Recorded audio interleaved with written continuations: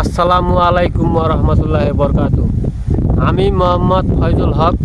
বিগত 8 বছর যাবৎ সংসার জীবনে পাবনাতলা 6 নং ওয়ার্ড খলিল শেখের মেয়ে শুকুরনকে বিবাহ করেছিলাম। সে বিয়ের পরে থেকেই আমার সাথে ব্যাপক নির্যাতন এবং তার বোন এবং তার ভাগ্নিরা অনেক সময় আমাকে মারার হুমকি এবং লাঠি সোঁটা নিয়ে হামলা করেছে।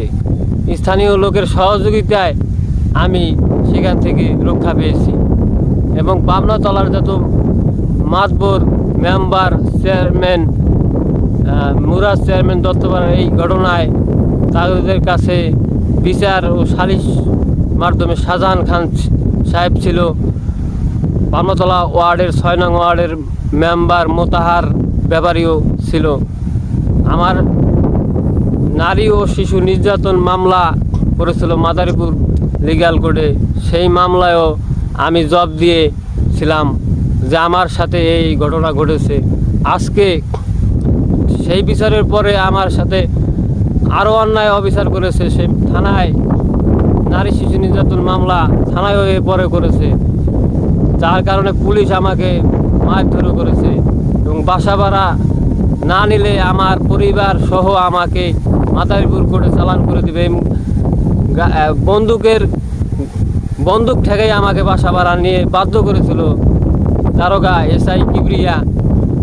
তারপর আমি বাসা ভাড়া নিলাম মহসিন ক্লাবের পাশে থানার পিছনে চাম্পা দাদিদের বাসায়, বাবুর আম্মা চাম্পা দাদিদের বাসায় আমি বাসা ভাড়া নিলাম।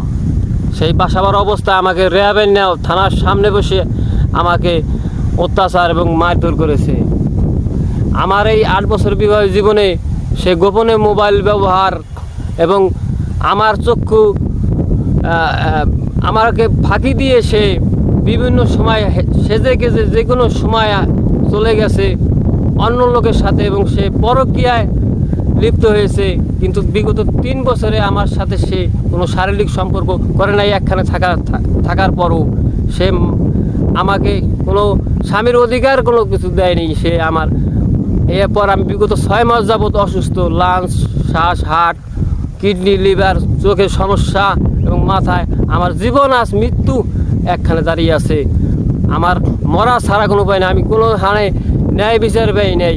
আমার বিভিন্ন সময় তার বোনেরা এবং আমার স্ত্রীরা সব মিলে, তার ভাগ্নিরা মিলে আমাকে অত্যাচার এবং যে কোনো সময় আইসা শাহজাহান খানের বাসায় থানার সামনে সেখানে থাকা অবস্থায়ও আমাকে শাকিল কাউন্সিলর সাহেব আমাকে বিভিন্ন সময় সহযোগিতা না করলে আমি ওদের অত্যাচারে আমি আজকে এই পর্যন্ত থাকতে পারতাম না।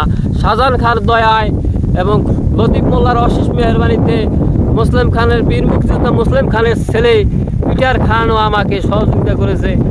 ডিআইজি সাহেবের ছেলে হাতিবাগানের পাশে ডিআইজি সাহেবের ছেলে সেও আমাকে সহযোগিতা করেছে। আজকে সবার দয়ায় দক্ষিণে আমি বেঁচে আছি। এই যে আমি বেঁচে থাকার আমার কোনো লাইন নেই। এই বউ মনে করেন যে একলা বাসা ভাড়া নিয়ে বিভিন্ন সময় বিভিন্ন জনের বাসায় অমুকখানে সমুকখানে বিভিন্ন ব্যানালার মাধ্যমে এই অবস্থায় বর্তমানে চলিতেছে। সে একলা বাসা ভাড়া নিয়ে থাকে।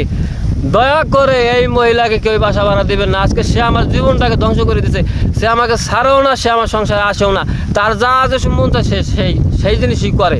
তা আজকে আমার সবার কাছে একটা দাবি যে আপনি সবাই আমাকে এই সহযোগিতা আমার করবেন, সবাই এগিয়ে আসুন। আমার বিপদ নলে আমার জীবন মৃত্যু সন্ধিক্ষণে আমি দাঁড়িয়ে আছি। এই মুহূর্তে আমার বেঁচে থাকার জন্য আপনাদের সবার সহযোগিতা দরকার। আল্লাহর মেহেরবানিতে আপনারা সবাই এগিয়ে আসুন। আমার যে নির্যাতন তারা করেছে বিগত এই 8 বছর যাবৎ বহুত বিচার সালিশ হয়েছে এবং 10টা বিচার সালিশ হয়েছে, 2বার করে কেস হয়েছে। মাদারীপুর করে একবার, থানায় একবার, র্যাব দিয়ে পুলিশ দিয়ে মার এবং কি বিভিন্ন মাতবরের নম্বর এবং বিভিন্ন সর্বস্তরের লোকের নম্বরও পাওয়া যায় ওর মোবাইল থেকে। গোপনে মোবাইল ব্যবহার করে আমি 2-3 দিন ধরে কারণে সে আমার সাথে আরও চড়া হয়েছে। সে বলছে যে আমি যখন তখন যা মন চায় তা করবো, সেটা তোর কি, তুই তো গাড়ি করে ভাষা এবং চকুড়ে এলামু, তারপর কাঁচা ধরাইলাম থাবুর দিয়া বাসা বাড়ি নিয়ে থাকে। এই দেশে কোনো বিচার নাই, এই দেশে বিচার নাই।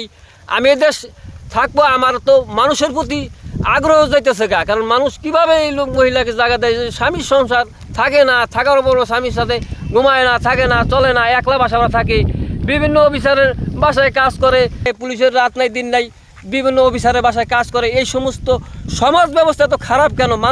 মানুষের বিপদে মানুষ কেন এগিয়ে আসে না?